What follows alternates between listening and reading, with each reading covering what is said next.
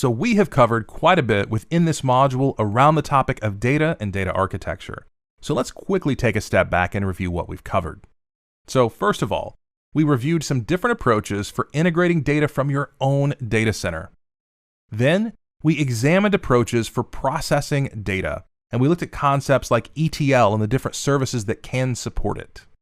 We then explored some different data analysis approaches, everything from using Athena to look at the data in S3 to diving into using BI dashboards with QuickSight, as well as even looking at creating a custom search solution using Cloud Search.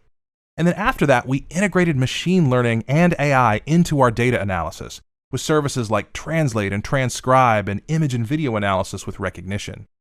So now let's dive in and look at our scenarios. First of all, we have Ruth, and she was looking to find a way to process data without having to manage the underlying servers. So what would you recommend?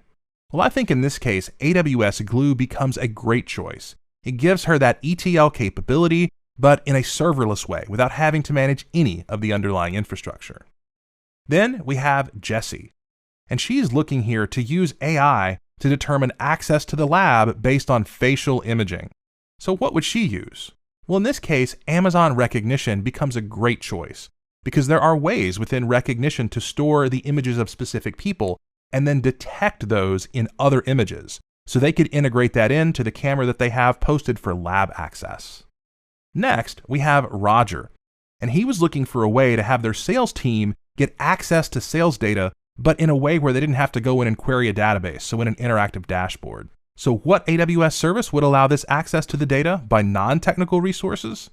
Well, in this case, that would be Amazon QuickSight. This gives a great way to create some self-service dashboards based on the data that's stored in Redshift.